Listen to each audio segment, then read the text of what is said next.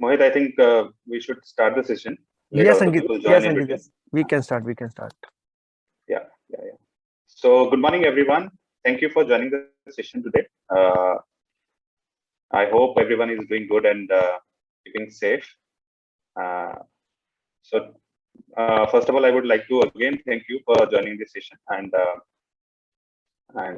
definitely will going to take you through with the detailed session. And for today's session, we have our guest speaker, Sri Rajesh Khandelwalji, who is going to take us through with the detailed presentation. And in today's presentation, we have our latest product 2.0, so which Sri Rajesh Khandelwalji will take us through with us in detail. In his brief introduction, CA Rajesh Kumar Khandelwal is a fellow member of Institute of Chartered Accountants of India and enrolled as a member of ICI in 2006. He has also qualified MBA and LLB in 2006 and company secretary in 2014. Furthermore, he has qualified post qualification course of Institute of Chartered Accountants of India, certificate course of indirect taxes in 2015, information system audit in 2016, and certificate course of forensic accounting and fraud detection in 2018. He is empaneled as a faculty for GST training in India by Institute of Chartered Accountants of India, New Delhi. He is nominated as GST expert in the committee of EEPC India as a wing of Ministry of Commerce and Industry, Government of India. He is also elected as certified resource person by Securities and Exchange Board of India for financial education to various segments of the society. Sri Rajesh Kumar Khandelwal has a rich experience in GST, VAT service tax, income tax, auditing, and corporate finance. He has vast experience to handle assessment cases for direct tax and indirect tax. As an expert, he has delivered various lectures on various topics related to GST, VAT, and other tax laws at various forums, including CA branches, business industry, association, etc. He has written various articles on GST and VAT law as well. So he has many experience and many rich experience and he has delivered many seminars with us till now. He also are Tally evangelist and doing many seminars related to products and GST amendments, etc. So without further delay, I would like to invite our guest speaker, Rajesh Khandelwalji, to take us through with the detailed presentation. And I would request all the participants, wherever you have any questions, any query, to put it over the chat. And later on in the presentation, we will also have a Q&A. So there also you can raise your question and queries. So over to Sri Rajesh Kumar Khandelwal. Yes, sir. Thank you, Ankit ji, and thanks to the Tally Solutions who gives me this opportunity to share my knowledge, little knowledge on this Tally Prime new release. And at the same time, I share my little knowledge on the GST updates. My presentation is divided into two parts. One is the update, another is main features of Tally Prime 2.0. सबसे पहले मैं आपके साथ discuss करूंगा GST update में important aspect क्या है, और क्रक्स ही मैं आपको बताने की कोशिश करूंगा कि जीएसटी के अंदर जो रिसेंटली नए अपडेट आए हैं वो हमारे लिए कितना इंपॉर्टेंट है. We are all chartered accountants here, so these days GST updates are very much important for us, because nowadays GST updates coming frequently और गवर्नमेंट फ्रॉडस्टर को पकड़ने में लगी हुई है. So these updates are very important because we are seeing that there are so many notices issued under section 73-74 under section 73-74. लेकिन हो क्या रहा है, ऑर्डर कोई नहीं हो रहा, and GST officer wants that before the order they wants that assessee deposit the demands. जो डिमांड है ही नहीं, जो डिमांड डिटरमिन्ड ही नहीं किया, there is no show cause notice, only simple notice under section 73-74. This is the amount. If you will not pay, then proceeding will be initiated under section 73-74. इस type के notice आ रहे हैं. इसी type के अभी तक हमने देखा है DRC 03 में जब हम पेमेंट करते हैं तो वो हमसे ये कहता है आप 74 सबसेक्शन 5 में जाके आपको पे करना है, voluntary, you will not choose section 73 subsection 5। This is few technical, लेकिन जो अपडेट्स है उसके रेफरेंस के लिए मेरे को ये आपको बताना पड़ा कि जो सेक्शन 73 74 के नोटिस आ रहे हैं आज की डेट में, हमें उसको किस तरह से डील करना है। और इसके साथ साथ एक अभी नई गाइडलाइन है, यह रूल 86A के लिए, मैं उससे अपना प्रेजेंटेशन आपके साथ स्टार्ट करूंगा। रूल 86, हम सबको पता है what is the rule 86। Rule 86 says that any registered person will not allowed the debit from his electronic credit ledger. This is the heading of rule 86A.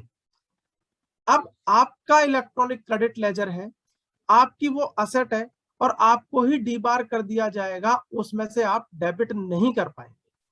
अब इसके लिए किसको पावर दी गई है और वो कौन कौन से रीजंस हैं जब 86A में इनपुट टैक्स क्रेडिट में डेबिट को डिसअलाउ किया जाएगा। अब ये डेबिट को डिसअलाउ करने का मतलब क्या है? देखिए, डेबिट को डिसअलाउ करने का मतलब यह है, you have the credit balance is lying on your GST account which is reflecting on GSTN portal. You can file your GSTR3B. You can take any credit through GSTR3B and credit can be reflected. Credit can be gone to the electronic credit ledger, but debit will not be allowed by the GST officer. What are those situations in which GST officer will disallowed you debit? What are those situation? बहुत important है आज की date में और सबसे ज्यादा हो रहा है। जो अभी गाइडलाइन आई है उसके अंदर जो रूल 86A उसका क्रक्स दिया है, उन सभी गाइडलाइंस को जब आपको डेबिट डिसअलाउड किया जाएगा तो उन्होंने क्या किया, आपको उस रूल को 6 गाइडलाइन में डिवाइड कर दिया। 2006 cases in which debit can be denied. First one, credit is availed by the registered person on the invoice or debit note issued by the supplier who is found to be non-existent or is found not to conduct any business from the place declared in registration. This is the first condition for applying rule 86A. Another condition, credit availed by the registered person on the invoices or debit note without actually receiving of goods. Third, the credit is availed by the registered person on invoice or debit note on which tax has not been paid to the government. Fourth, registered person who is claiming the credit is found non-existent and is found not to be conducted any business. Last, the credit is availed by the registered person without having any invoice or debit note or any other valid document for it. ये उन्होंने total 5 condition, 6 नहीं है 5 conditions बताई हैं जब rule 86 से apply हो सकता है। गाइडलाइन जो आई है मैं उसकी बात कर रहा हूं। यहां पर सबसे इंपॉर्टेंट एस्पेक्ट उन्होंने ये बताने की कोशिश की, आपके पास गुड्स भी रिसीव हुए हैं, आपके पास इनवाइस भी आया है, सप्लायर ने टैक्स भी पे किया है, आपने GSTR3B भी फाइल किया है, लेकिन अगर सप्लायर वो नॉन एग्जिस्टेंस में पाया गया या वहां से बिजनेस नहीं कर रहा जो उसने अपना रजिस्टर्ड प्लेस में दिखाया है, तो वो रूल 86 को फॉलो कर सकता है जीएसटी ऑफिसर। वो आपके इलेक्ट्रॉनिक क्रेडिट लेजर में जो बैलेंस है ना उसको ब्लॉक कर सकता है। इंपॉर्टेंट एस्पेक्ट ये है, आपने सेक्शन 16 सबसेक्शन 2 की चारों कंडीशन पूरी करी है, उसके बावजूद भी जब वो विजिट करने जाता है सप्लायर के यहाँ पे, सप्लायर नहीं मिलता, बिजनेस बंद करके चला जाता है, तो इस केस में 86A वो फॉलो करके आपका डेबिट को डिसअलाउड कर सकता है। अब इंपॉर्टेंट एस्पेक्ट देखिए, आपने सारी कंडीशन फुलफिल कर दी, उसके बावजूद भी ये रूल कहता है इफ सप्लायर पर if the registered person who has issued the invoice found to be non existent or is found not to be conduct any business from the place declared in registration. तो इसका मतलब क्या है, आपको क्या ध्यान रखना पड़ेगा, उसका केवाईसी करना पड़ेगा, उससे कंफर्मेशन, उसके पास में आपको किसी ना किसी को भेजना पड़ेगा ताकि पता लगता रहे कि वहां पे वो बिजनेस कर रहा है या नहीं कर रहा। और अगर बिजनेस नहीं कर रहा तो आपको ये पता होना चाहिए वो कहां पे आगे बिजनेस कर रहा है, ऐसा आपको अपने क्लाइंट्स को बताना है। You are a chartered accountant, इसलिए आपको ये अपने क्लाइंट्स को बताना है कि ये 86 की गाइडलाइन है और ये प्रॉब्लम क्रिएट हो सकती है।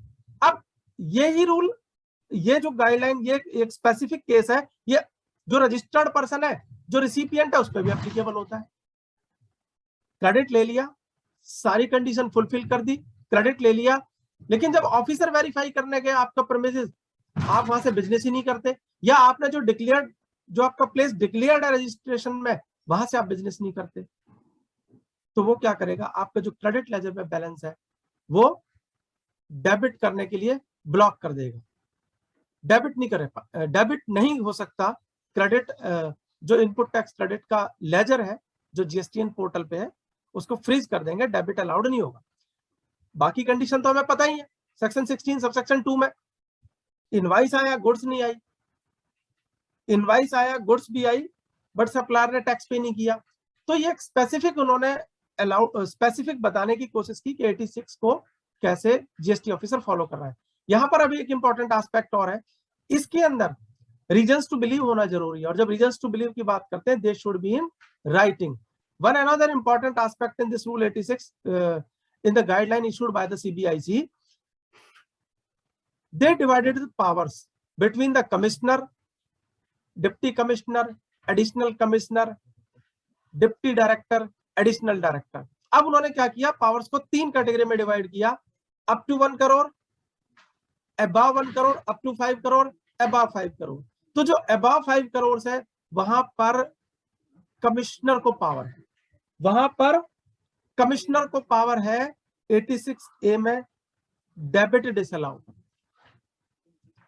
और आपका अगर जो प्रॉब्लम वाला अमाउंट है, जहां पे लगता है कि इनवाइस आए हैं, गुड्स नहीं आई, या इनपुट टैक्स क्रेडिट का अमाउंट जो है 1 करोड़ से ऊपर है और 5 करोड़ रुपए तक है, तो इस केस में वो ये कहते हैं, जो उनके पास पावर है वो joint commissioner, additional commissioner, joint director, इन सबके पास में है, और जो अप टू 1 करोड़ रुपए तक है वहां पे डिप्टी कमिश्नर है, असिस्टेंट कमिश्नर है, उनको ये पावर दे रखी है। तो ये हमें पता होना चाहिए। अब मैं आपको ये क्यों बता रहा हूँ पावर्स के बारे में, मान लीजिए रूल 86A है और अमाउंट 5 करोड़ से अबव है, और वहां पर जो पावर्स यूज कर ली वो मान लीजिए असिस्टेंट कमिश्नर यूज कर ली, तो वो प्रोविजन के अकॉर्डिंग नहीं है जो सीबीआईसी ने गाइडलाइन इशू किया है।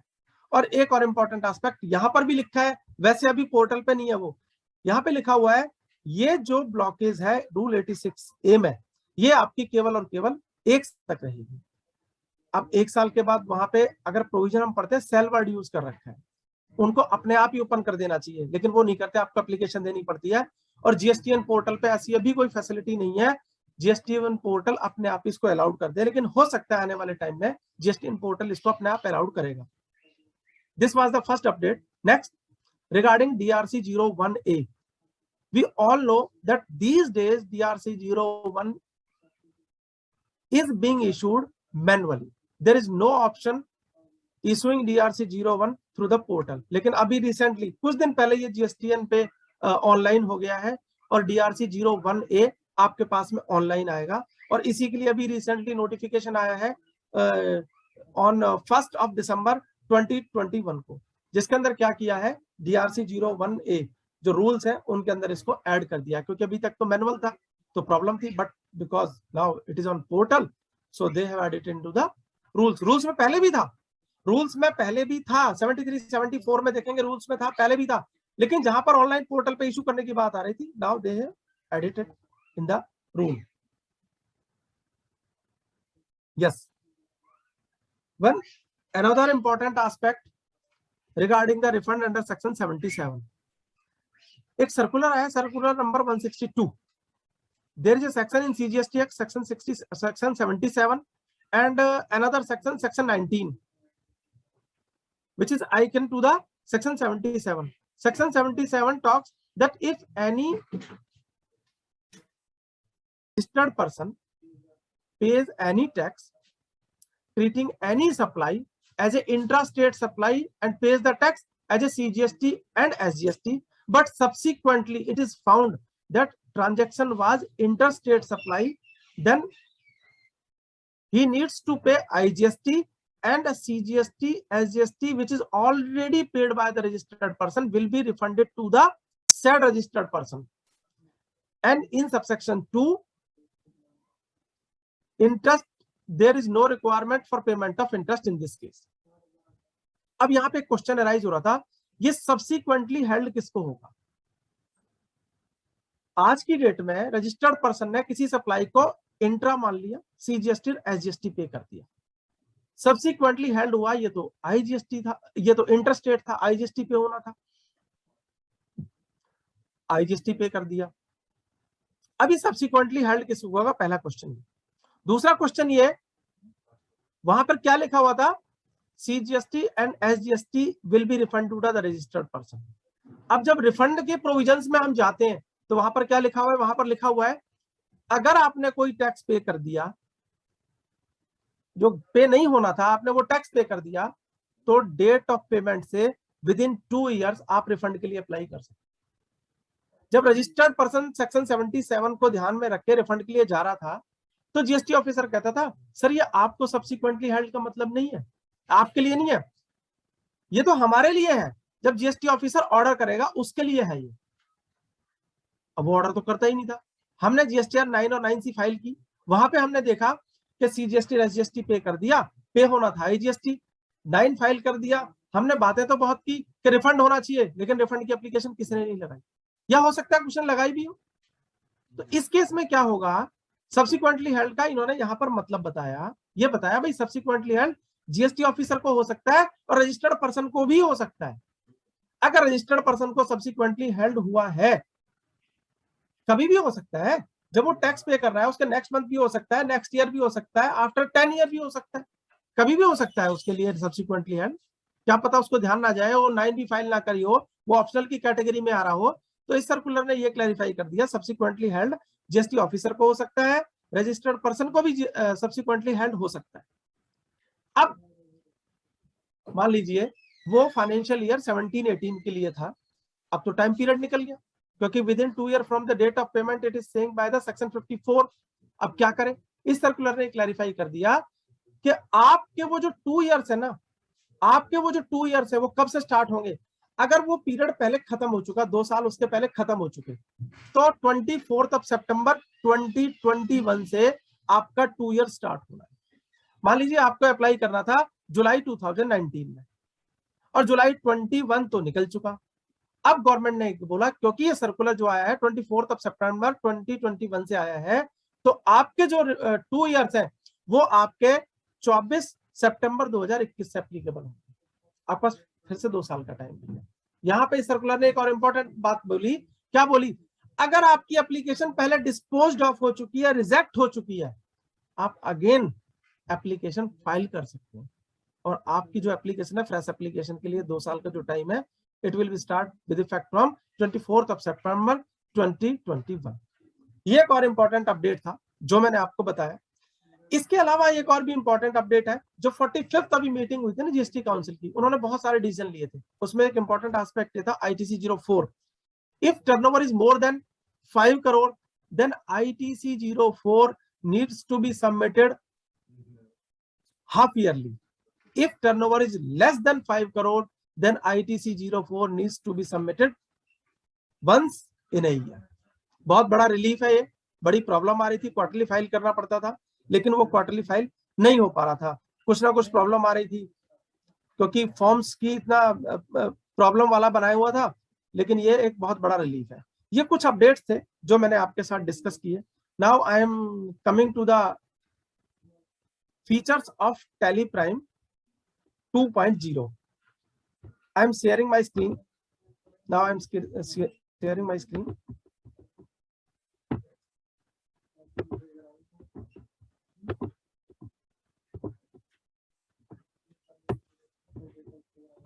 Ankit ji, screen is visible? Yes, Rajesh sir, it is visible.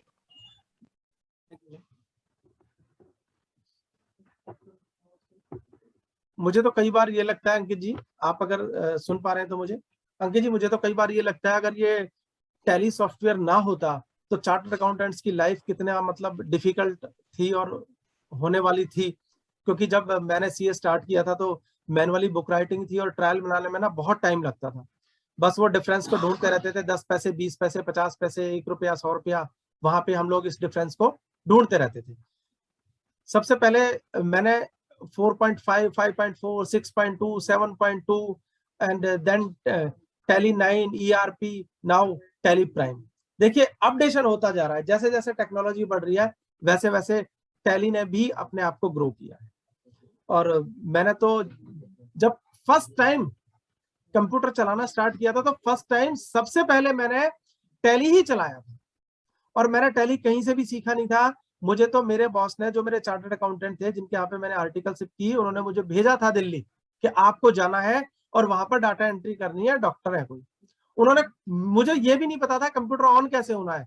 उन्होंने बोला कंप्यूटर ऑन हुआ आपको मिलेगा, और उन्होंने मुझे फोन पे गाइड कर दिया कि वहां पे एक आइकन है, आप उसको प्रेस कर दीजिए और साथ में आपके राइट हैंड पे सारी कमांड्स लिखी हुई। लेकिन अब हम उससे बहुत आगे आ चुके हैं और टैली प्राइम रिलीज 2.0 बहुत सारी नई एडिशनल फीचर्स के साथ में आया है। सबसे पहले तो जितने भी चार्टर्ड अकाउंटेंट्स और दूसरे प्रोफेशनल्स जुड़े हुए हैं हमारे साथ में, जो टैली ERP को यूज कर रहे हैं, उनके लिए मैं गुड न्यूज देना चाहूंगा सर।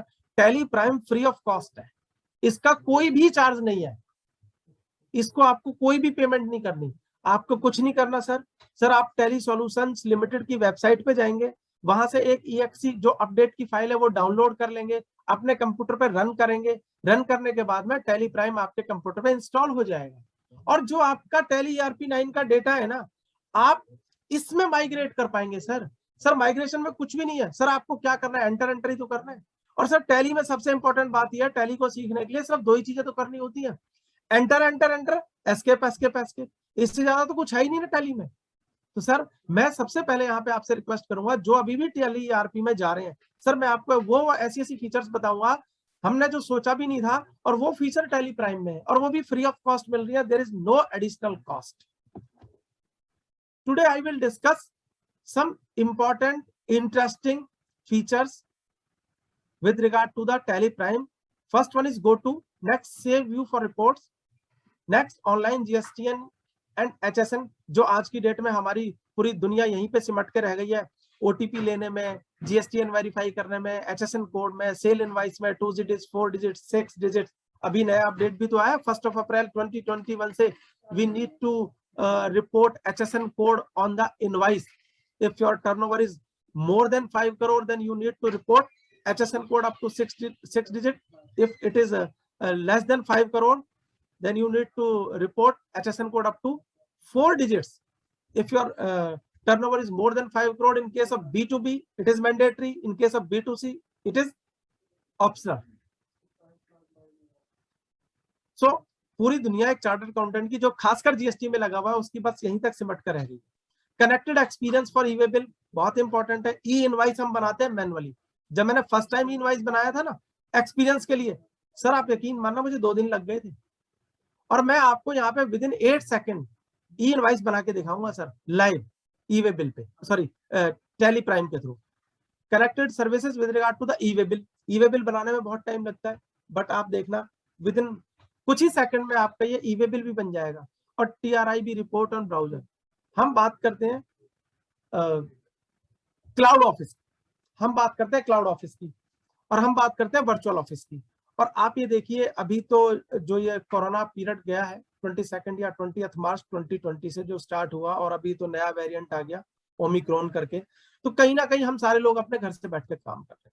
मेरा स्टाफ है दूसरी लोकेशन पे है और सर्वर दूसरी लोकेशन पे है, या हो सकता है सर्वर चार्टर्ड अकाउंटेंट के पास में हो और उसका स्टाफ कहीं दूसरी जगह हो, या सर्वर उसके पास हो सकता है स्टाफ के पास में और कोई रिपोर्ट देनी है। या मान लीजिए मैं अभी किसी सेमिनार में बैठा हुआ हूँ और सर्वर मेरा ऑफिस में है और मेरे पास मोबाइल है, मुझे मेरा क्लाइंट कहता है सर मुझे इमीडिएट रिपोर्ट भेज दो, लेकिन मैं भेजूं कहां से, मैं तो सेमिनार में बैठा हूं, मुझे ऑफिस में जाना है। तो इस सर्वर पे जो रिपोर्ट्स हैं ये भी बड़ी हेल्पफुल है, जो टैली प्राइम ने फीचर प्रोवाइड किया है उस पर भी मैं डिस्कस करूंगा। Now first I will take GoTo। What is GoTo? मैं आपको ना अपनी एक वो और खोल लेता हूं सर टैली, और मैं इसको ना GoTo को आपको लाइव दिखाता हूं, क्योंकि हम लोग थ्योरेटिकल तो बहुत बात कर लेते हैं। सर ये देखिए, ये आपके सामने ये टैली प्राइम की स्क्रीन है सर, ठीक है सर। यहाँ पे आपको मिडल में एक राजेश जी स्क्रीन विजिबल नहीं हो रही टेली प्राइम की ना, आपका प्रेजेंटेशन आ रहा है। अच्छा एक minute, I think I need to share entire screen sir, just hold on.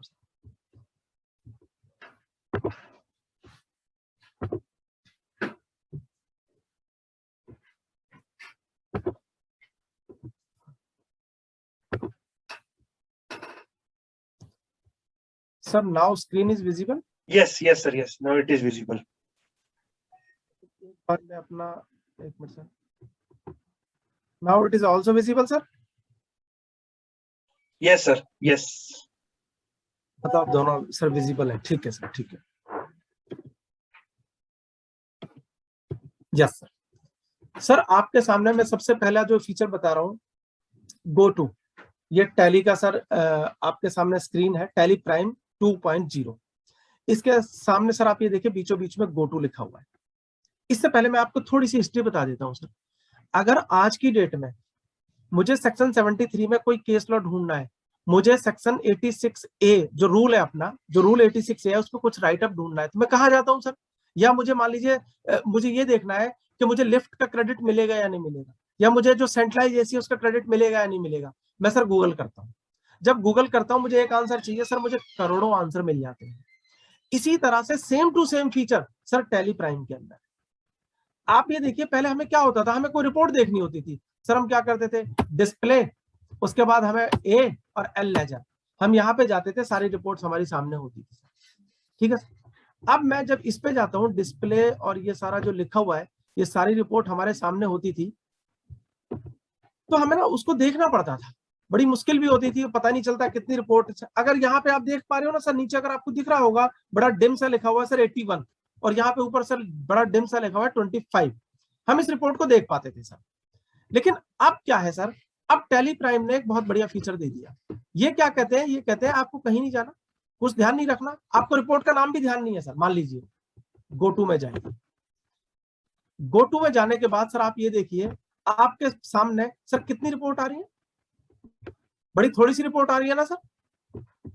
Sir ये आपके सामने कॉमन रिपोर्ट्स है, फाइनल अकाउंट्स है, रिसीवेबल है, और बाकी कुछ नहीं आ रहा सर। नहीं आ रहा ना, कोई बात नहीं सर। अब मैं यहाँ पे क्लिक करता हूँ सर, शो मोर, मैंने शो मोर पे क्लिक किया। अब ये देखिए थोड़ा सा और बढ़ गया ये। अब मैं देखता हूँ सर, अगर आपको यहाँ पे नीचे नजर आ रहा हो, यहाँ पे नीचे डिम सर 8 आ गया अभी। इसका मतलब ये हुआ सर, जो पहले रिपोर्ट्स लिखी हुई थी ना वो कम थी, अब यहाँ पे 8 अगर मैं देख रहा हूँ ना सर, तो ये मेरी रिपोर्ट्स इंक्रीज हो गई है। अब 1 मिनट के लिए मैं और देखता हूँ, क्या मेरे पास और भी रिपोर्टिंग है।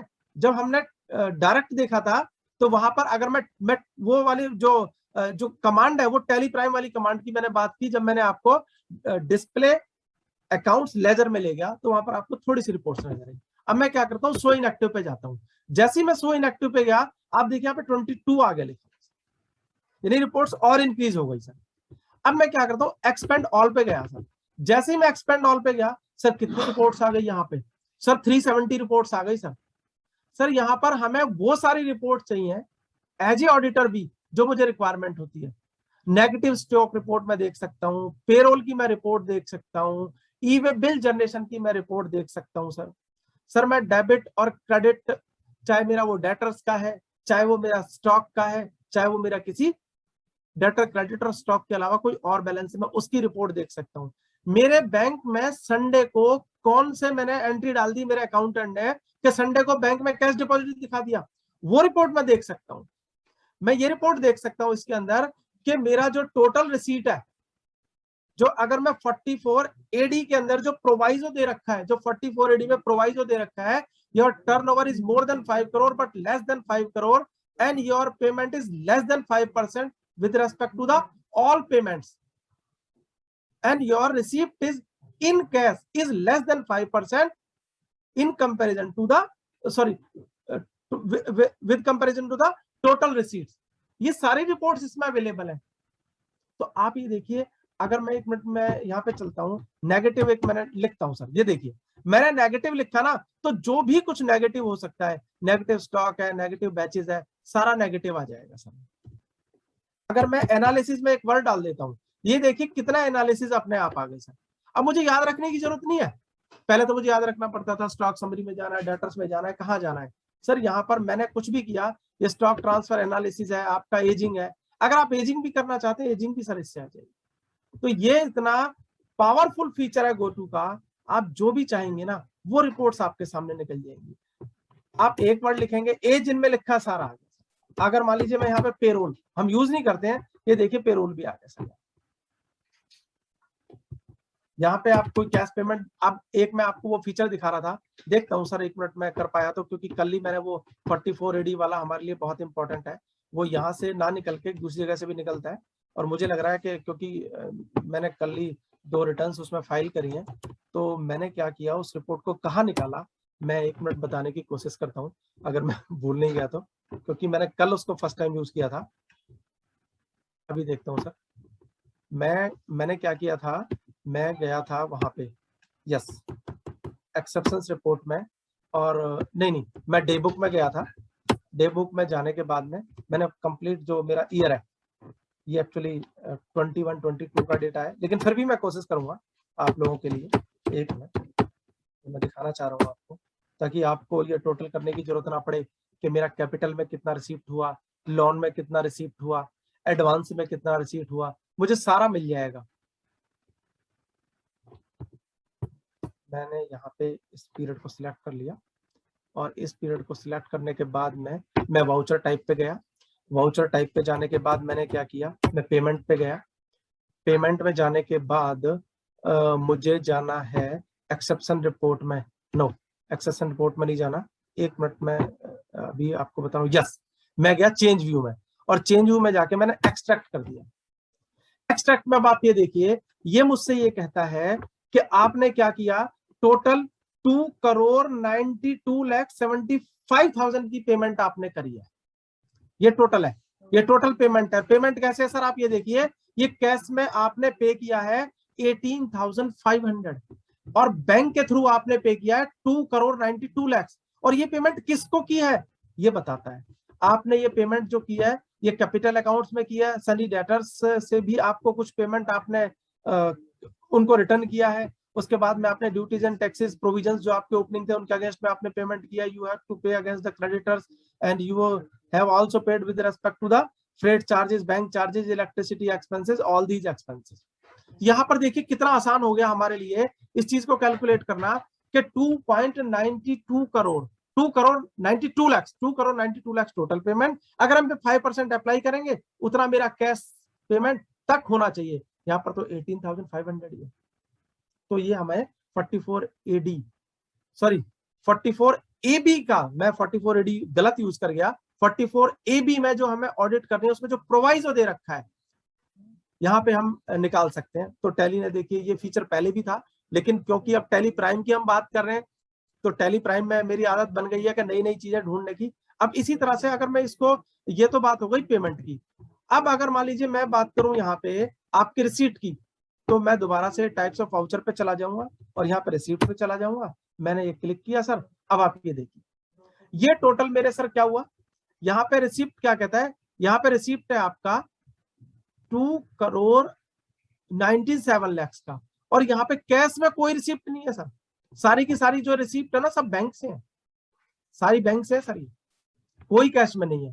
तो यहाँ पर आपका 5% का ऑप्शन, लेकिन क्योंकि ये तो 21-22 का डेटा है अभी कंप्लीट नहीं है, अगर 20-21 का अगर आप अभी इमीडिएट चेक करना चाहें तो आप ऑनलाइन खुद ही अपने ऑनलाइन ऑफलाइन जो भी आप करना चाहें अपने कंप्यूटर पे चेक कर सकते हैं। तो सर मैंने आपको एक गोटू का ऑप्शन बताया, आपको एक रिपोर्ट चाहिए सर, मैंने आपको यहाँ पे अभी करीब करीब 400 रिपोर्ट्स दिखा दी हैं। आपका डेटा जितना होगा रिपोर्टिंग आपकी उतनी ही ज्यादा होगी और बढ़ती चली जाएगी सर। तो ये मैंने आपको एक पॉइंट दिखाया। अब इसके साथ में सर मैं आपको दूसरा एक और पॉइंट दिखाना चाहता हूं जो मेरा प्रेजेंटेशन का दूसरा इंपॉर्टेंट पार्ट है, save view for reports. Sir ये तो मुझे मतलब इतना बढ़िया लगा ये feature, save view report feature, क्योंकि मुझे क्या हो रहा है सर, प्रॉब्लम ये आती है कि हमें ना एक रिपोर्ट को सर बार बार देखना पड़ता है, बार बार देखना पड़ता है हमें उस रिपोर्ट को, और रिपोर्ट को देखने के बाद में रिपोर्ट को देखने के बाद में हम मान लीजिए कहीं दूसरी जगह काम कर रहे हैं और हमें पता लग गया कि जो हम दूसरी जगह काम कर रहे हैं फिर दोबारा से वहीं पे आना है, हमें फिर दोबारा से हमें वहीं पे आना है, प्रॉब्लम क्रिएट होती है।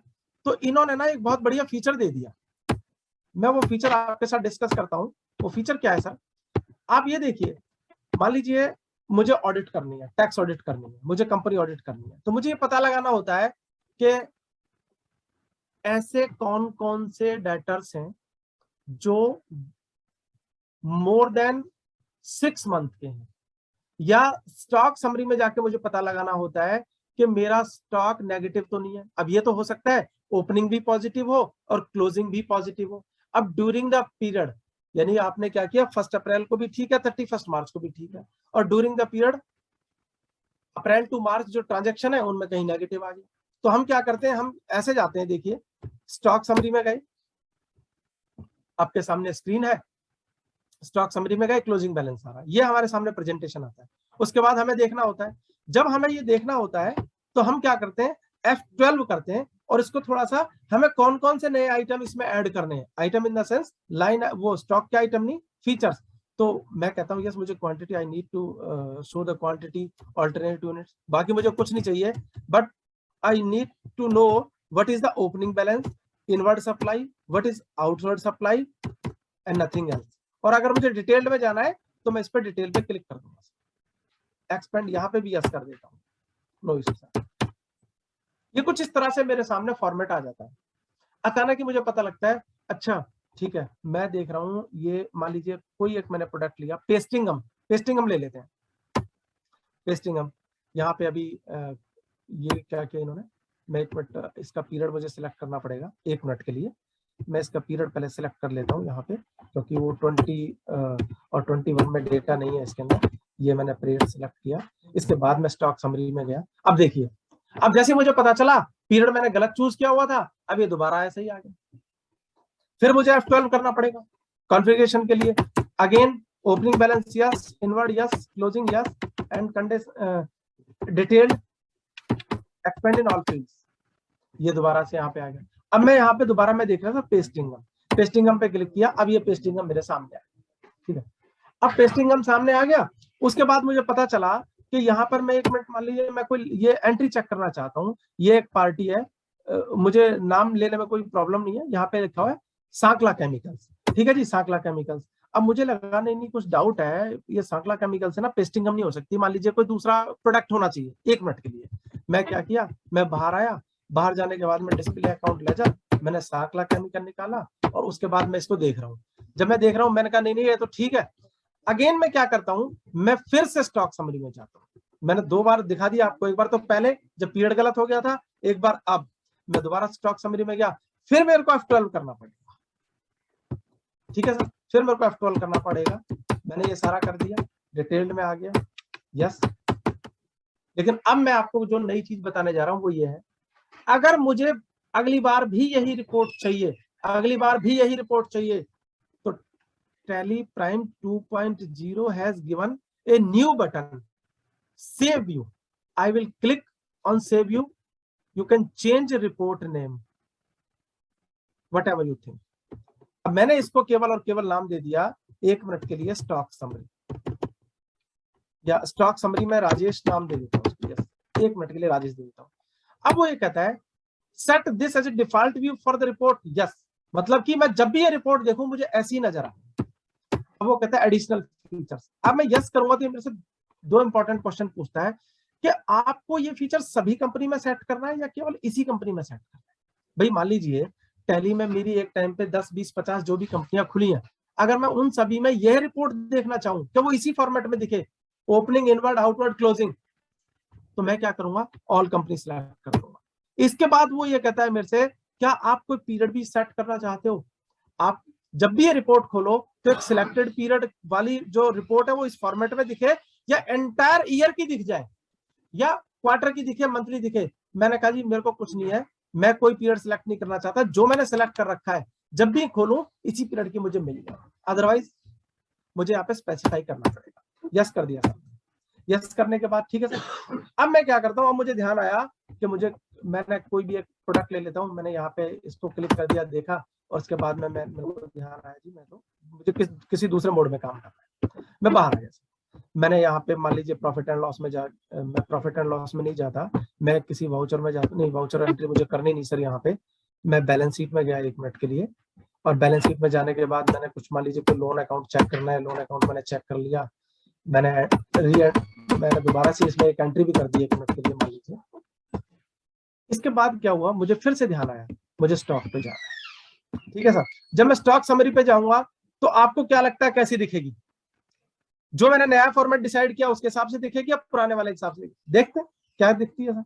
मैंने एंटर किया, अब सर क्या दिखाई दे रही है? अब मुझे वो कॉन्फ़िगरेशन करने की रिक्वायरमेंट नहीं है सर, इससे मेरा बहुत टाइम सेव होता है। अगर मैं सभी कंपनीज पे कर दूंगा ना, मैंने ऑल कंपनी किया, चेक करते हैं क्या दूसरी कंपनी पे भी यही आ रहा है क्या। ये एक और मेरे पास एक और है, ये गणेश जी ट्रेडर्स करके है, यहाँ पे देखता हूँ सर, ये देखिए यहाँ पर भी यही व्यू आ रहा है।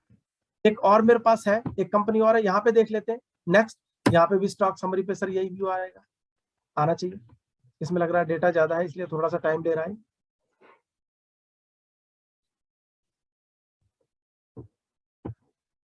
हाँ, इसमें थोड़ा डेटा ज्यादा है, अभी खुल जाएगा। तो सर ये वाला जो सेव व्यू वाला जो आपका ये है ना ऑप्शन, ये सर आप किसी भी दिए देखिए, ये आपका ओपनिंग और क्लोजिंग सारा आ गया यहाँ पे। तो सर ये जो आपका ऑप्शन है ना, ये सर आप कहीं पर भी अप्लाई कर सकते हैं, किसी भी लेजर में। सर ये जरूरी नहीं है कि आप ये इसमें करें। सर हम क्या करते हैं, हमें प्रॉब्लम आती है, कहाँ पे प्रॉब्लम आती है सर, आप ध्यान दीजिए। हमें ये प्रॉब्लम आती है सर ट्रायल बैलेंस में, हमें ये प्रॉब्लम आती है ट्रायल बैलेंस में, क्योंकि ट्रायल बैलेंस में हमें ओपनिंग देखना होता है। मैंने ओपनिंग किया, ट्रांजैक्शन में यस किया, क्लोजिंग बैलेंस में यस किया, यस। इसके बाद सर मुझे क्या करना है, मान लीजिए मुझे डिटेल्ड में करना है, तो सर मैंने इसको डिटेल कर दिया और सेव व्यू कर दिया। सेव में अगेन यही पूछता है, मान लीजिए मैं दोबारा से यहाँ पे इस बार अंकित नाम लिख देता हूँ, मैंने अंकित नाम लिख दिया, अंकित नाम लिख के सेट दिस यस। और अब मेरे से पूछता है एडिशनल कुछ आपको कॉन्फ़िगरेशन चाहिए, मैंने कहा मुझे कुछ नहीं चाहिए, मैंने क्लिक कर दिया। अब सर मैं बाहर आ गया, मैंने डे बुक चेक किया 1 मिनट के लिए, फिर दोबारा से मैं ट्रायल पे जाता हूँ। सर देखिए मुझे ट्रायल वैसे ही नजर आएगा जो मैंने नया फीचर सेट किया है। अब आपको पता कैसे चलेगा कि आपके आर्टिकल ने, या आपके आर्टिकल मान लीजिए कोई आर्टिकल है, ये मेरा प्रोग्राम देख रहा है, उसने ये वाला सेट कर दिया, और जो अपने चार्टर्ड अकाउंटेंट है, जो प्रिंसिपल है, वो आते हैं, उनको कैसे पता चलेगा? या आपने सेट कर दिया, आप ऑडिट कर रहे हैं, आपने ये फीचर सेट कर दिया, आपके आर्टिकल को पता कैसे चलेगा? सर है ना गूगल बाबा, सर आप गो टू पे जाएंगे और सर ये दोनों रिपोर्ट आपको अलग नजर आएंगी। सर ये दोनों रिपोर्ट आपको अलग नजर आएंगी, ये आपने बनाई है, ये टैली प्राइम ने नहीं बनाई है, आपका अपना फीचर है। आप कौन सा कॉलम हटाना चाहते हैं, कौन सा नहीं हटाना चाहते, आप क्लिक करेंगे सर ये रिपोर्ट आएंगे। यहाँ पे आप गो टू पे जाएंगे, जो भी अलग से आपने सेव किया, सेव व्यू। अब आप ये चाहते हैं, भाई मैं तो चाहता ही नहीं किसी को पता लगे, किसी ऑडिटी का डेटा आपके पास में है, आपने ये सारा बना दिया और आप नहीं चाहते उसको पता लगे, कोई बात नहीं पता लगेगा। आप क्या करेंगे, आप चेंज व्यू में जाएंगे, और चेंज व्यू में जाके आपने देखा स्टॉक वाइज आइटम मैंने रिपोर्ट सेव किया था, इस पे आपको कुछ नहीं करना सर। एक मिनट दोबारा से वो मैं एस्केप कर गया। आपने क्या किया सर, स्टॉक समरी पे गए आप यहाँ पे चेंज व्यू पे गए, और यहाँ पे आपने क्या किया, delete stock view summary, delete, yes. एक देखिए सर, अब आपका ना वो क्या बोलते हैं, जो हमने देखा था उसका स्टॉक वाला, वो डिलीट हो गया सर। अब 1 मिनट के लिए मैं चेक करना चाहूंगा कि वास्तव में वो दिखेगा भी नहीं दिखेगा। सर ये देखिए अब स्टॉक समरी नजर नहीं आ रही। अभी अपना क्या नजर आ रहा है sir, trial balance. Trial balance इसी फॉर्मेट में है ना। 1 मिनट के लिए अब हम ट्रायल बैलेंस को भी देख लेते हैं। चेंज व्यू पे गया सर मैं, चेंज व्यू पे जाने के बाद में ये ट्रायल बैलेंस है, मैंने ट्रायल बैलेंस में जाके क्या किया, अच्छा सॉरी मैंने ओपन कर दिया 1 मिनट के लिए, चेंज व्यू में गया और मैंने सर ट्रायल बैलेंस पे गया और यहाँ पे डिलीट सेव्ड व्यू कर दिया मैंने। सर ये ट्रायल बैलेंस भी मेरा डिलीट हो गया। इसके बाद में मैंने सर क्या किया, दोबारा से सिर्फ दिखाने के लिए मैं ऐसा कर रहा हूँ, अदरवाइज तो मैं ट्रायल में दोबारा उसी वक्त भी जाऊँ ना, तो सर ये देखिए अब ट्रायल नहीं आ रहा आपको जो आना चाहिए। तो ये आपके हाथ में है सर, आप उसको कौन सा फीचर दिखाना चाहते हैं और कौन सा फीचर नहीं दिखाना चाहते। सर मैंने आपके सामने 2 फीचर ले दिए, गो टू का भी ले लिया और सेव व्यू फॉर रिपोर्ट का भी ले लिया। सेव यू में मेरा बहुत टाइम बचता है, और मैंने अपनी कंपनीज में ज्यादातर में यही कर रखा है, जहां पर मुझे स्टॉक डिटेल चाहिए या ट्रायल बैलेंस का डिटेल चाहिए, मैं सेव यू रिपोर्ट के थ्रू जाता हूं, मुझे F12 कॉन्फ़िगरेशन करने की there is no requirement. Now I will discuss online GST and UN HSN SSE validation. This is an important requirement to file GSTR1। क्यों? जब हम GSTR1 किसी सॉफ्टवेयर से बनाते हैं ना, और उसको अपलोड करते हैं, जेसन बनाते हैं, कई बार ऐसा होता है कुछ सॉफ्टवेयर में ना पर GSTN नंबर और HSN वैलिडेशन की कोई वो फीचर नहीं दे रखा, लेकिन टैली प्राइम में बहुत बढ़िया फीचर दे रखा है। अगर आप 1 बाय 1 करेंगे, आप पोर्टल पे जाएंगे, GSTN डालेंगे, सर्च बाय GSTN करेंगे, वो आपको बताएगा ये GSTN वैलिड है इनवैलिड। इसी तरह से आपको HSN को भी ढूंढना पड़ता है, आपको देखना पड़ता है इसका एग्जैक्ट नेम क्या है। मान लीजिए आपको मैं एक प्रोडक्ट का नाम ले लेता हूँ, कास्टिक सोडा मैंने एक नाम लिया, या मेज स्टार्च मैंने नाम लिया। आप ढूंढेंगे मेज स्टार्च का HSN कोड क्या है, आपको पता चलेगा वहां पर तो कुछ और ही नेम आ रहा है। तो ये क्या करता है, ये आपके पास अगर HSN कोड है तो उसका लीगल नेम क्या है, उसको किस नाम से जाना जाता है, ना कि कास्टिक सोडा के नाम से, तो वो भी ये बताता है। और वो ये भी बताएगा कि आपने जो HSN कोड अपने टैली में डाला हुआ है वो करेक्ट है इनकरेक्ट है। अब आप ये देखिए, जब आप ऑनलाइन जाते हैं, पहले gst.gov.in करेंगे, वहां पर जाएंगे, डाउनलोड करेंगे, फिर वहां पर एक क्लिक करेंगे सर्च टैक्स पेयर, फिर उसमें आप GSTN डालेंगे, फिर वो डिटेल बताएगा। और मान लीजिए गलत हो गया, फिर आप कुछ चेंज करेंगे, फिर दोबारा देखेंगे, बड़ा टाइम लगता है। तो मैं यहाँ पे आपको ये लाइव करके दिखाऊंगा कि आप कैसे इसको वेरीफाई कर सकते हैं। अब आपको जो वेरीफाई करना होता है ना, सबसे पहले मैं आपको वेरीफाई कराता हूँ GSTN नंबर। जब आपको GSTN वेरीफाई करना होता है तो आपके पास दो ऑप्शन होते हैं, आप दो बार वेरीफाई करना चाहते हैं। एक तो जब आपने कोई मास्टर डाटा क्रिएट किया तब आप वेरीफाई करना चाहेंगे। तो आपने क्या किया, जब हम क्रिएशन पे जाते हैं, अभी मेरे पास क्रिएशन के लिए कुछ है नहीं, मैं अल्ट्रेशन में चला जाता हूँ, क्योंकि अल्ट्रेशन में एक तरह से क्रिएशन है, जो मैंने अल्टर कर दिया, सॉरी जो मैंने क्रिएट कर दिया ऑलरेडी, मैं उसको अल्टर कर रहा हूँ। मान लीजिए मैंने एक मेरे सामने एक इसमें, एक मिनट में कोई भी मैंने नाम लिया, अच्छा मेरे सामने मान लीजिए यूनाइटेड मार्केटिंग फर्म, मैंने एंटर किया। जैसे ही मैं एंटर करता हूं तो मेरे सामने स्टोर का मास्टर डाटा सारा आ गया। मैंने इसमें संडी क्रेडिटर्स डाला हुआ है, क्योंकि ये जो फर्म है ये इनसे परचेज करती है, ये इनका एड्रेस है, और सारा यहाँ पे एक GSTN नंबर आ रहा है। अब ये जो GSTN नंबर आ रहा है, I need to verify it is correct और इनकरेक्ट। सर आप ये देखिए, आपके ना लेफ्ट हैंड पे एक फीचर दे रखा है, गेट GSTIN और UN information. To verify that this HSN is valid or not valid, I need to click on this button, get GSTIN. मैंने जैसे ही क्लिक किया, he is asking, do you want to get the GSTN details for this GST number? Yes or no? अब क्या होगा sir? अब जादू होने वाला है, अब जादू होने वाला है। क्या होने वाला है? जादू होने वाला है। मैंने सर कुछ नहीं किया, मैं अपने सॉफ्टवेयर में हूँ, सॉफ्टवेयर से मैं बाहर नहीं जा रहा। आज की डेट में हम इनकम टैक्स रिटर्न या GST रिटर्न या कोई दूसरी TDS रिटर्न फाइल करने के लिए, जो हमारे पास जितने भी सॉफ्टवेयर हैं, उन्होंने हमें इतनी फैसिलिटी दे दी है, हमें किसी वेबसाइट पे जाने की जरूरत नहीं है। इसी तरह से टैली ने भी फैसिलिटी दे रखी है। I need to press Y means yes, yes किया ना, ये देखिए इसने मुझे ये ऑनलाइन में सर कर रहा हूं इसको, सर ये ऑनलाइन है। इसने क्या किया मुझे बताया, यूनाइटेड मार्केटिंग, ये as per portal united marketing. मैंने यहाँ पर सर ये एड्रेस लिखा हुआ है, बसाई road near sector this Gurugram, और यहाँ पर सर ये देखिए यहाँ पर एड्रेस कुछ और है। तो हम ये देख के इस एड्रेस को अपडेट भी कर सकते हैं। ये तो सर मैंने आपको एक पार्टी का दिखाया। अब मान लीजिए आपके पास में तो 10,000 वेंडर्स हैं, डेटर्स हैं, क्रेडिटर्स हैं। एक और करके देख लेते हैं। मान लीजिए मैं कोई दूसरी फर्म ले लेता हूँ, यहाँ पे एक मिनट, कोई मैंने केमिकल ऐसी एक्केम एजेंसी ले लेते हैं, ठीक है, देखते हैं इसका क्या कहते हैं। एक्केम एजेंसी पे गया, उसके बाद फिर मैंने दोबारा से यहीं पे क्लिक किया, GSTN की बात कर रहा हूँ, यस, इसने फिर दोबारा से बता दिया कि, और सर ये भी बताता है registration type regular, status active, unblocked. एक मिनट के लिए मैंने जो यूनाइटेड का चेक किया था, एक बार उसको दोबारा से वेरीफाई करते हैं। उसके बारे में उसने यही फीचर बताई थी ना। मैं यूनाइटेड में गया और गेट GSTN किया मैंने, यस अगेन। ये देखिए यहां पर इसने क्या बताया, स्टेटस कैंसिल्ड, ये GST नंबर कैंसिल्ड है। तो यहां पर सर ये फीचर भी दे रहा है, आपका कौन सा एक्टिव है, कौन सा ब्लॉक्ड है, कौन सा अनब्लॉक्ड है, वो सारी देता है। अब सर एक क्वेश्चन राइज होता है, क्या हम वन बाय वन ही चेक कर पाएंगे या हमारे पास कोई और भी फीचर है? देखते हैं सर। अभी उसके लिए कहाँ जाना पड़ेगा सर? गूगल बाबा की हेल्प लेनी पड़ेगी। और यहाँ पे गूगल बाबा कौन है? गोटू। गोटू में हमें क्या करना है सर? एक मिनट, जीएसटी डालता हूं मैं।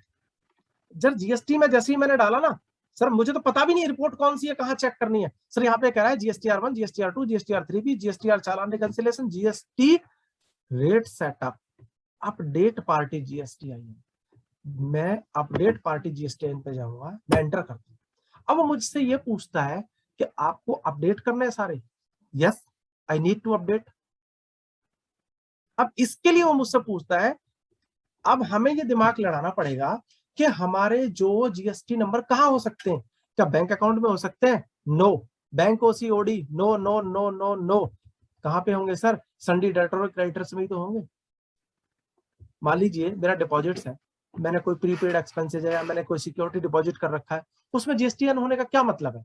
वो तो मेरा करंट असेट्स है। लेकिन जिसके पास मैंने किया है, जिसके पास मैंने डिपॉजिट किया है, वो कहीं ना कोई मेरी पार्टी तो होगी, डेटर में होगी, क्रेडिटर में होगी। मैं एक मिनट के लिए मैं डेटर का करना चाहूंगा, डेटर ले लिया। अब डेटर में वो मुझसे पूछता है ऑल आइटम और one by one. One by one मैंने आपको वहां ऑल्ट्रेशन में भी दिखा दिया, वहां पे भी आप कर सकते हो और यहां से भी कर सकते हो, but I need to verify in one go. मैंने क्या किया? ऑल आइटम पे क्लिक किया। जैसे ही मैंने ऑल आइटम पे क्लिक किया, इसने दिखा दिया यू हैव 30 सन्डी डेटर्स। अब मुझे क्या करना है? एक ही बारी में करना है। यहां पर देखिए अगेन एक ऑप्शन दे रखा है। क्या ऑप्शन है? GSTIN UIN information, unique identification number information. मैंने इस पे क्लिक किया। अब ये देखिए ये पूछता है मेरे से, ऑप्शन दे दिया ऑल, मुझे ऑल ही करना है। करंट GSTN मतलब अगर मैं कोई एक सिलेक्ट करूंगा तो करंट पे भी कर देगा, otherwise all GSTN। Sir live कर रहा हूं मैं ये। मैंने क्लिक किया यस। ये देखिए 29 है टोटल जो इसने बोला। अब तो हमारे तो 30 थे ना, 29 कैसे आया ये भी देखते हैं सर। अभी exchange summary, information received successfully about 29, press any की टू कंटिन्यू। मैंने एंटर कर दिया। जैसे ही मैंने एंटर किया, अब इसने सर ये देखिए ये यहां पर बोला कि एक को मैं वेरीफाई नहीं कर पाया। क्यों वेरीफाई नहीं कर पाया? ये पार्टी का नाम है धवन बॉक्स। ये कहते हैं जी राजस्थान की यार अनरजिस्टर्ड है। अब जो अनरजिस्टर्ड है तो वो वेरीफाई कहां से होगी? वो तो हो ही नहीं सकती ना। सारे के सारे इसने वेरीफाई कर दिए। और सर कितना टाइम लगा? मुश्किल से 2 से 3 सेकंड लगे सर। अगर आपकी n नंबर ऑफ भी पार्टी हो ना सर, क्या होगा? 5 से 7 सेकंड लग जाएंगे। इतना, इससे ज्यादा टाइम नहीं लगेगा। अब एक और इंपॉर्टेंट फीचर सर मैं आपको दिखाता हूं। यहाँ पे ये मान लीजिए आपकी एक फर्म है अग्रवाल ट्रेडिंग कंपनी। ये कहता है जो जीएसटीएन में इंफॉर्मेशन है, do you want to set these information in your this Tally prime software? मैंने यस किया। यस किया। यस करने के बाद वो मुझसे कहता है जीएसटीएन पोर्टल पे तो ये नाम और ये एड्रेस है और आपके टैली के अंदर ये नाम और ये एड्रेस है। मैं चाहूं तो इसको इससे देख के अपडेट कर सकता हूं। जैसे यहां पर मेरा एड्रेस लिखा हुआ है ऑफिस नंबर 28 और सर यहां पर क्या लिखा हुआ है? Plot number A। आगे लिखा हुआ है ऑफिस नंबर 28। तो इसका मतलब इसमें हो सकता है एड्रेस ये भी कंप्लीट हो, लेकिन जिस तरह से इसने पहले ये जो चीज लिखा हुआ है यमुनोत्री कॉम्प्लेक्स, मैंने स्टार्टिंग में नहीं लिखा है यमुनोत्री कॉम्प्लेक्स। यहाँ पे लिखा है प्लॉट नंबर 1 है, मैंने नहीं लिखा। लेकिन अगर आप यहाँ ध्यान से देखेंगे तो प्लॉट नंबर 1A आ रहा है, प्लॉट नंबर 1812 यहाँ पे आ रहा है सर। आगे पीछे हो गया तो हम इसको इस तरह से अपडेट भी कर सकते हैं। तो ये जो मैंने आपको बताया ये सिर्फ और सिर्फ जीएसटीएन नंबर अपडेट के बारे में बताया। अब मैं आपको जो दूसरा इंपॉर्टेंट एस्पेक्ट बता रहा हूं जिसमें हम सब लोग प्रॉब्लम में रहते हैं, वो है आपका एचएसएन अपडेट का। एचएसएन जानने का कि एचएसएन कौन सा है हमारा, और हम ये वेरीफाई करना चाहेंगे एचएसएन आज की डेट में ही GSTR1 फाइल करने से पहले। क्योंकि आप ये देखिए जब हम टैक्स ऑडिट रिपोर्ट सारी बना देते हैं, एक्सएमएल हमारी बन जाती है और हम उसे अपडेट करने जाते हैं और उसमें कोई एरर आती है ना तो बड़ा गुस्सा आता है, फिर सारी दोबारा बनानी पड़ती है। सेम टू सेम प्रोसेस है GSTR1 की। वहां पर भी बड़ा गुस्सा आता है जब हम अपलोड करने जा रहे हैं और वहां पर वो हमें कोई ना कोई एरर दे देता है। तो इसके लिए टैली प्राइम रिलीज 2.0 में बहुत बढ़िया फीचर दे रखा है। मुझे क्या करना पड़ेगा सर? दोबारा से गूगल बाबा का सहारा लेना पड़ेगा। मैं गो टू में जाऊंगा और यहाँ पर इस बार मैं डालता हूँ, एक मिनट, एचएसएन में कुछ आ रहा है क्या? HSN के बारे में कुछ नहीं आया। जीएसटी रेट मैंने डाला, ये देखिए जीएसटी रेट मैंने डाला, तो मेरे को सारे के सारे HSN मिलेंगे कहाँ पे, पहले तो ये इंपॉर्टेंट एस्पेक्ट है, मुझे सारे HSN मिलेंगे मेरे स्टॉक में। भाई पार्टी में तो पार्टी का नाम डेटर क्रेडिटर आ जाएगा, और जो मैंने अभी जीएसटी नंबर डाला वो पार्टी में मिल जाएगा, लेकिन कम से कम जो मेरे HSN कोड है ना वो पार्टी में नहीं मिलने वाले, वो कहाँ मिलेंगे, मेरे स्टॉक में मिलेंगे। तो मैं वहां से जा सकता हूं, लेकिन इसके लिए एक अलग से इन्होंने फीचर दे रखा है, GST rate setup. GST rate setup में मैं जाऊंगा, और जीएसटी रेट सेटअप में जाने के बाद मैंने एंटर किया। अब ये देखिए सर, ये दिखाता है कि आपके पास में ये प्रोडक्ट है, आपके पास में ये प्रोडक्ट है। पहले प्रोडक्ट का नाम है बोरेक्स पाउडर, जो मैंने डाला हुआ है टैली के अंदर। नेक्स्ट कास्टिक सोडा, फिर कोरोगेशन गम पाउडर, और यहाँ पे सर ये अच्छा कास्टिक सोडा ऊपर आ गया, मैंने कास्टिक सोडा नाम लिया था, यस। अब मेरे पास ऑप्शन है, मैं इनको 1 बाय 1 HSN वेरीफाई कर सकता हूं। मैं इनका जैसे मान लीजिए मुझे पहले का करना है, फिर ये मॉडिफाइड स्टार्च का करना है, मुझे वाटर का करना है, और मुझे सर ये मेज स्टार्च पाउडर इनका करना है, मैं ऐसे भी कर सकता हूँ। लेकिन मैं आपको इकट्ठा करके दिखाता हूँ इसका कि हमें ये कैसे कैसे करने के लिए कहता है। और मैं चाहूं तो इसको ना एक बार में सिलेक्ट कर सकता हूँ, मैं इनको एक बार में भी सिलेक्ट कर सकता हूँ। मेरे हिसाब से जो उसको सिलेक्ट करने की है, एक बार में सिलेक्ट करने के लिए शायद कंट्रोल स्पेस बार, यस मैंने तुक्का लगाया, मुझे याद आ गया, मैं भूल गया था। तो कंट्रोल स्पेस बार से मैं इसको एक बार में सिलेक्ट कर सकता हूँ। मैंने सिलेक्ट कर लिया, अब मुझे सबके HSN वेरीफाई करने हैं। आप ये देखिए HSN मैंने डाले हुए हैं यहाँ पर, लेकिन मुझे वेरीफाई करना है whether these HSN is correct or not, or what is the legal name of these HSN code, because I have already put it the caustic soda with reference to HSN code 2815110, whether caustic soda is a legal name of this HSN code। अभी check करते हैं ना sir, यहाँ पे देखिए, यहाँ पे get HSN और SAC इंफॉर्मेशन आ, मैं इस पे क्लिक किया। Do you want to get HSN SAC detail for selected HSN SAC। Sir ये लाइव कर रहा हूं मैं, कोई रिकॉर्डेड वीडियो नहीं है, मैंने यस किया। देखिए इसने 14 आइटम बताया भी कर रहा है सर ये देखिए इसने क्या करके बताया। ये कहते हैं जी आपका नाम था बोरेक्स पाउडर, लेकिन लीगल नेम क्या है, बोरेट्स, और पता नहीं क्या क्या लिखा हुआ है यहाँ पे। इस तरह से कास्टिक सोडा, इसने बताया सोडियम हाइड्रोक्साइड। और अब मैं यहाँ पे सारे वेरीफाई करना चाहूं। अब आप ये देखिए, मैं आपको थोड़ा सा बताता हूँ, ये पॉइंट नंबर 7 देखिए, modified starch, dextrin and other modified starches, pasting gum, dextrin and other modified starches, pasting gum powder, dextrin other modified starches, xerox, dextrin and other modified starches. मतलब मेरे पास में प्रोडक्ट के कितने नाम आ गए सर, एक तो ये आ गया कोरोगेशन गम, एक दूसरा आ गया 2, इसके बाद सर ये मॉडिफाइड स्टार्च 3, पेस्टिंग गम 4, पेस्टिंग गम पाउडर 5, और सर इसके बाद में जेडेक्स 6 नाम आ गए सर। नाम मेरे हिसाब से ये है, टैली में जो मैंने डाले हुए हैं ये लीगल नहीं है, तो मैं इसको सर वहां पे डाल सकता हूं। मुझे ये नाम यहाँ पे ये बोरेक्स, तो क्योंकि ये हमारे एक लेमन लैंग्वेज के हिसाब से यूज होते हैं इसलिए डाले हुए हैं, अदरवाइज HSN में ये नहीं है। और यहाँ देखिए इसने HSN इनवैलिड कर दिया, सोडियम कार्बोक्सी मेथी, इन्होंने बता दिया ये HSN इनवैलिड है। अब मान लीजिए मैंने ये वेरीफाई नहीं किया होता और मैंने अपनी ये वाला जो सोडियम प्रोडक्ट है मैंने सेल किया होता, GSTR1 मैंने बनाई होती और मैंने जेसन बना के उसको अपलोड किया होता, सर वो एरर दिखा देगा। अब क्या वो यहीं पे एरर दिखा देगा पहले ही कि आपका HSN कोड इनवैलिड है, तो यहाँ पे हम इसको करेक्ट कर सकते हैं। अच्छा इसमें एक फीचर और है, मैं देखता हूं अगर आपको दिखा पाता हूं तो। मैंने क्या किया, मैंने बोरेक्स पाउडर का वेरीफाई किया, बोरेक्स पाउडर में मैं सिंगल करके देखना चाह रहा हूँ, यहाँ पे यस मैंने किया। अच्छा सिंगल हो जाएगा अभी, ठीक है, मेरे को अभी ध्यान नहीं आ रहा। एक इंपॉर्टेंट एस्पेक्ट इसमें यह है कि जब मैं एक मिनट मैं यहाँ पर मैं गया ऑल्ट्रेशन में, और ऑल्ट्रेशन में मुझे को जाना पड़ेगा स्टॉक आइटम में। स्टॉक आइटम में मान लीजिए मैं कास्टिक सोडा में जाता हूँ और यहाँ पर एप्लीकेबल GST के बाद मैंने यस किया, यस। यहाँ पर भी देखिए वो मेरे से कहता है आप वेरीफाई करना चाहते हो, यहाँ पर भी कर सकते हो। जब मैंने स्टॉक आइटम को क्रिएट किया, मैंने HSN डिटेल यहाँ पे क्लिक किया, यस किया। जैसे ही मैंने यस किया तो उसने मुझे बताया कि आपने कास्टिक सोडा नाम डाला हुआ है, एक्चुअल में नेम ये है, एक्चुअल में नेम ये है। तो यहाँ पर मैंने क्या किया, मैं उसको यहाँ पर भी अपना कास्टिक सोडा जो नेम आ रहा है उसको हटा के यहाँ पे जो उसका लीगल नेम आ रहा है वो मैं डाल सकता हूँ। तो ये मैंने आपको 2 और फीचर बता दिए इसके अंदर।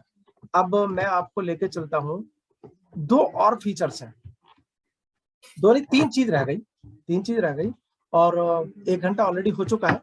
मैं कोशिश करूंगा within next 10 minute I will summarise it.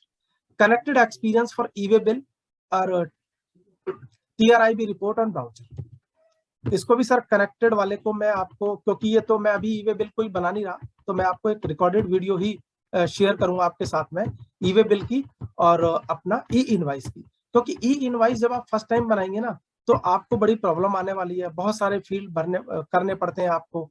इसी तरह से जब आप ई-वे बिल भी बनाते हैं तो बहुत प्रॉब्लम आती है। अब एक क्वेश्चन भी अराइज होता है, जब आप सारा काम यहीं से कर रहे हैं, जब आप सारा काम यहीं से कर रहे हैं तो फिर आप ई-वे बिल और ई-इनवाइस यहां से क्यों नहीं बनाते? ये देखिए, ये ई-वे बिल मैं बता रहा हूं सर आपको। अगर मैं आपको ये पूरी वीडियो दिखाऊं ना सर, ये रिकॉर्डेड वीडियो है, यहां पर आपको ई-वे बिल बनाने के लिए, सर मैं इसको थोड़ा जल्दी से मूव करने की कोशिश करता हूं। ये क्या कर रहा है सर, यहां पर मेरे पास में इस वीडियो, इस पूरे ई-वे बिल को बनाने में मैंने पार्ट ए भरा, मैंने पार्ट बी भरा, मैंने ये सारी चीजें भरी। सर मुझे करीब करीब 8 मिनट लग जाते हैं ई-वे बिल बनाने में, सर मुझे करीब करीब 8 मिनट लग जाते हैं। अब ये सर आप ये देखिए, ये टैली से मैं आपको ई-वे बिल बना के दिखा रहा हूं सर, ये टैली से मैं आपको ई-वे बिल बना के दिखा रहा हूं और आपको देखना है कि कितना टाइम लगना है सर।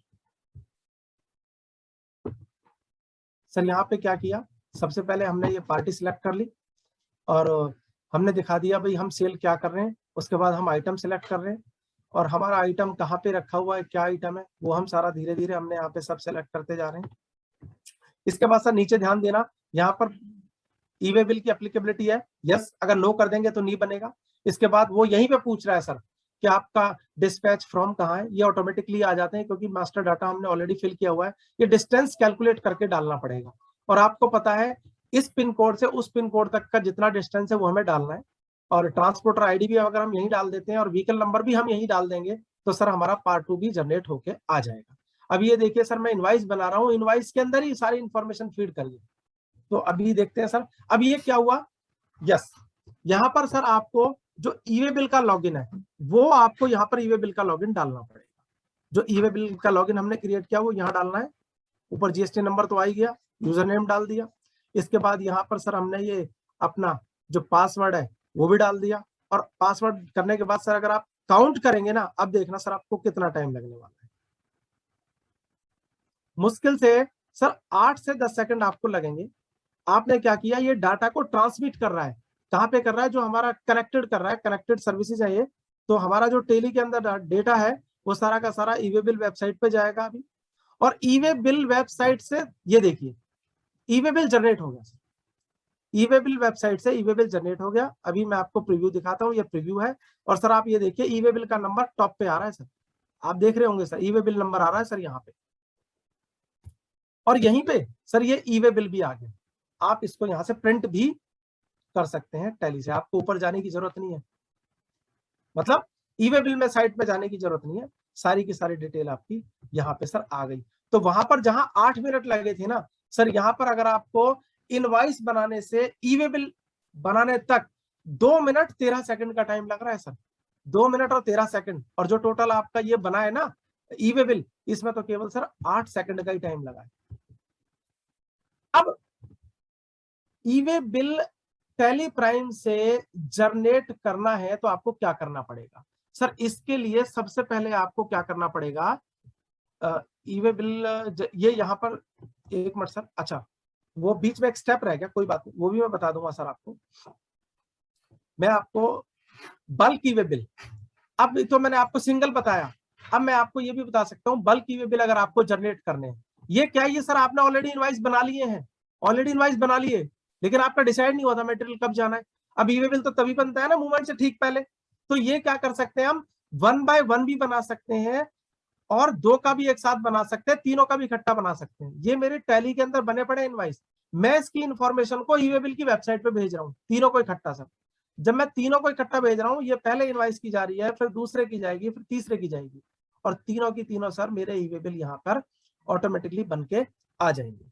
अभी ये भी आपके सामने दिखा देता हूँ, बस कुछ ही सेकंड लगेंगे सर आपको इसको वीडियो को पूरा होने में।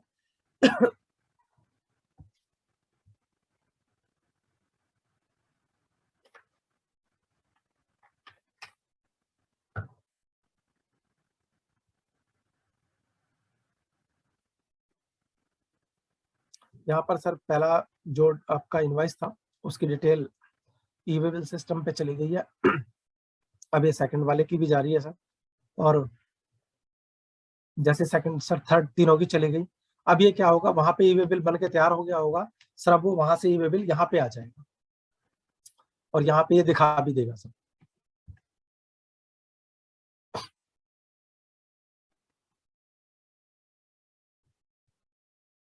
अभी बस सर थोड़ा सा कुछ ही टाइम लग रहा है। ये देखिए ई वे बिल जनरेटेड, और आप कोई भी प्रेस करेंगे तो ये सर यहाँ पर जो इनवाइस थे, जो ई वे बिल रिपोर्ट नहीं बनी थी वहां पे आ रहे थे, अब वो कहाँ चले गए, जिनकी हमें रिपोर्ट बन गई सर ई वे बिल, ये विद पार्ट बी के साथ बन गए हमारे ई वे बिल तीनों। और यहाँ से हम सर सीरियल नंबर वगैरह आ गए, हम प्रिंट आउट निकाल सकते हैं। इसमें सर एक फीचर और भी है, अगर मान लीजिए आपने कोई इनवाइस यहाँ से जनरेट कर लिया और ई वे बिल मैनुअली जनरेट कर लिया, तो उस ई वे बिल का नंबर आप यहाँ पे डाल सकते हैं रिपोर्ट में, और वो इनवाइस में आपका नंबर वो सर अपडेट कर देगा।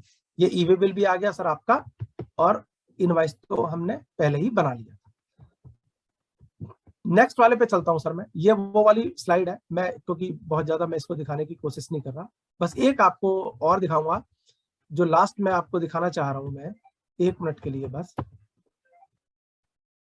ई इनवाइस सर, ये देखिए आपको ई इनवाइस बनाना है। ई इनवाइस तो रिक्वायरमेंट आ गई सर 1 अप्रैल 2021 से, if turnover is more than 50 crore in any financial year, जब से कि आपका जीएसटी एप्लीकेबल हुआ है, then you need to prepare invoice as per the e invoice provisioning. अब सर ई इनवाइस बनाने में तो बहुत टाइम लग जाता है, और हम कोई ना कोई सॉफ्टवेयर यूज कर रहे होते हैं, तो टैली ने क्या किया, टैली ने भी ये फैसिलिटी दे दी। जैसे आपने इनवाइस बनाया था और ई वे बिल साइट पे सारी इंफॉर्मेशन चली गई और ई वे बिल से ई वे बिल बन के आ गया, इन सेम सिचुएशन जो ई इनवाइस है, आप इनवाइस बनाएंगे और ई इनवाइस से सर आपका जो सॉरी मैनुअल इनवाइस आपने बनाया, मतलब टैली में आपने इनवाइस बना दिया। एक मैं दिखाता हूं सर आपको, यहाँ पे थोड़ा वीडियो में इशू है, लेकिन फिर भी मैं आपको दिखाता हूँ क्योंकि ये पीपीटी का थोड़ा सा इशू है। ये आपका बल्क है, यस। अब ये कितनी जल्दी सर देखिए आपका इनवाइस बनता है। सिंगल इनवाइस बना रहे हैं, मल्टीपल इनवाइस भी हम बना सकते हैं। जैसे हमने ई वे बिल हमने बना लिए थे पहले, सॉरी नॉर्मल इनवाइस हमने 3 बना लिए थे, ई वे बिल बाद में जनरेट किए, तो हम सिंगल इनवाइस इस तरह से बना सकते हैं इनवाइस। ये देखिए यहाँ पर इन्होंने सारी इंफॉर्मेशन डाली, कौन सा स्टॉक है, कौन से गोडाउन से आप उठा रहे हो, जो नॉर्मल हम इनवाइस बनाते हैं वो हमने ले लिया। क्योंकि आज की डेट में जब ई इनवाइस बनाते हैं तो वहां पर भी यही होता है, अगर मान लीजिए मैं मैनुअल पहले इनवाइस बनाऊं और जो हमें वो 10 वेबसाइट उन्होंने दे रखी है उनमें से अभी एक ही स्टार्ट हुई है, वहां पे इंफॉर्मेशन मैं अपडेट करता हूं, तो वो मेरा उधर से एनआईसी की जो वेबसाइट है वहां से हमारा ई इनवाइस डाउनलोड होके आ जाता है। और यहाँ पर देखिए इसने, हमने जब ई इनवाइस बनाया, अब इसी डेटा को हम भेज रहे हैं कहाँ पे, एनआईसी की वेबसाइट पे। और जो एनआईसी है वो 2 ही वेबसाइट को मेन ऑपरेट करता है, एक ई वे बिल की और एक ई इनवाइस की। तो यहाँ पर यूजर नेम डाल दिया, पासवर्ड डाल दिया, और ये जो यूजर नेम पासवर्ड हम लोग डाल रहे हैं ना, ई वे बिल में आपने डाला, इनवाइस में डाला, ये देखिए आप, मैं इतनी देर में आपको समझा रहा हूँ, इनवाइस बनके भी तैयार हो गया।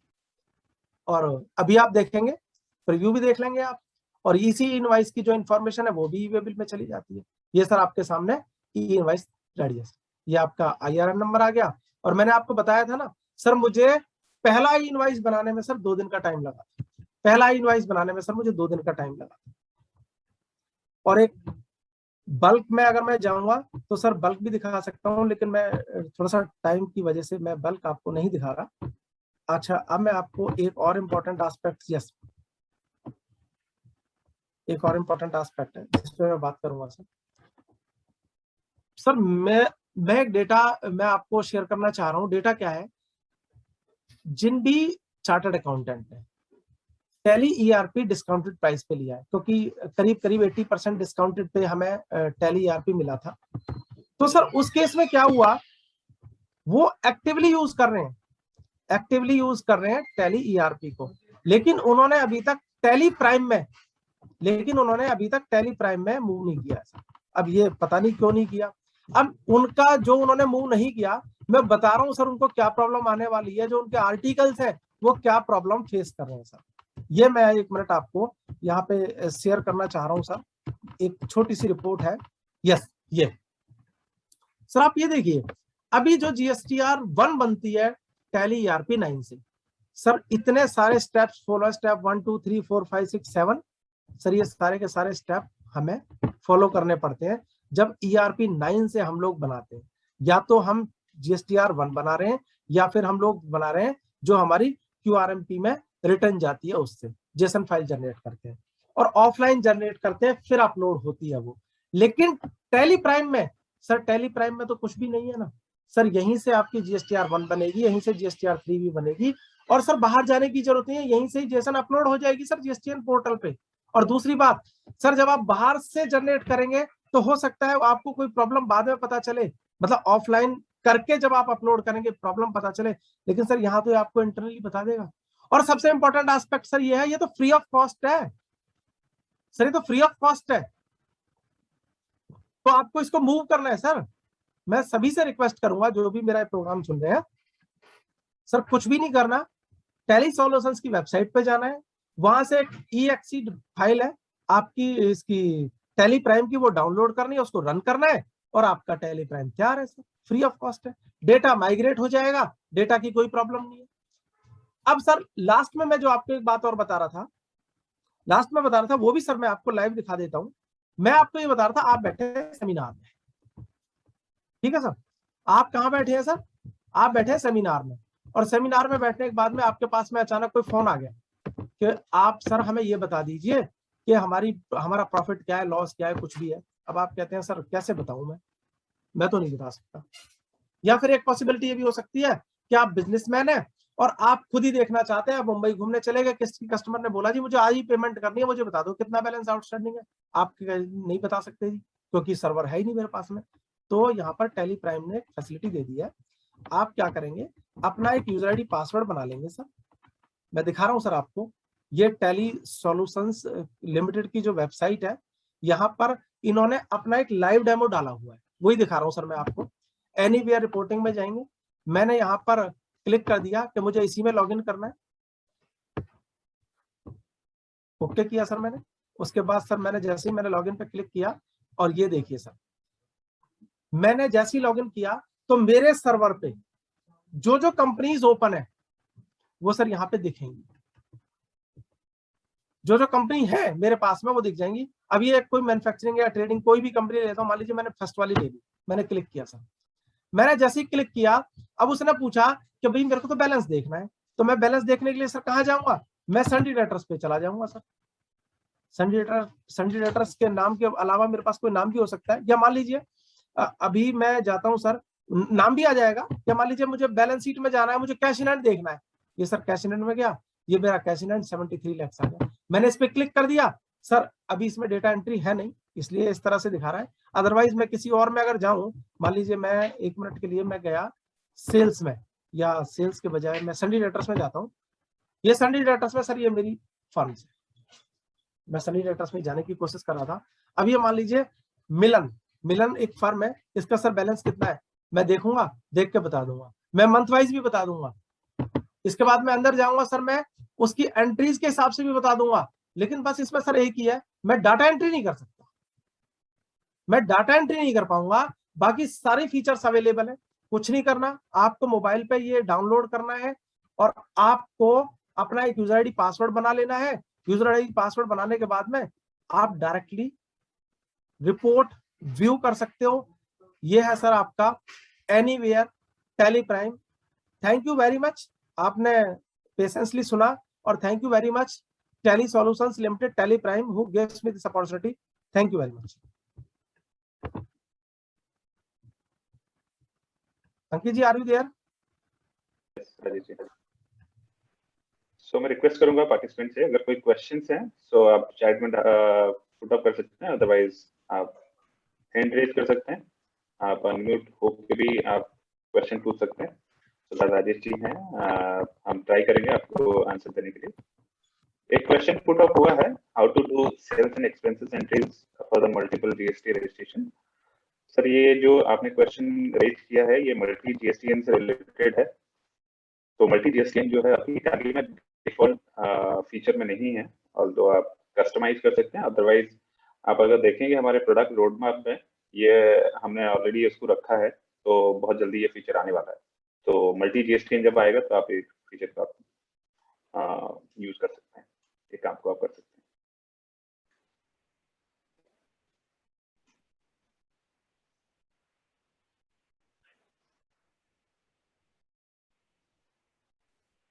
Any other question?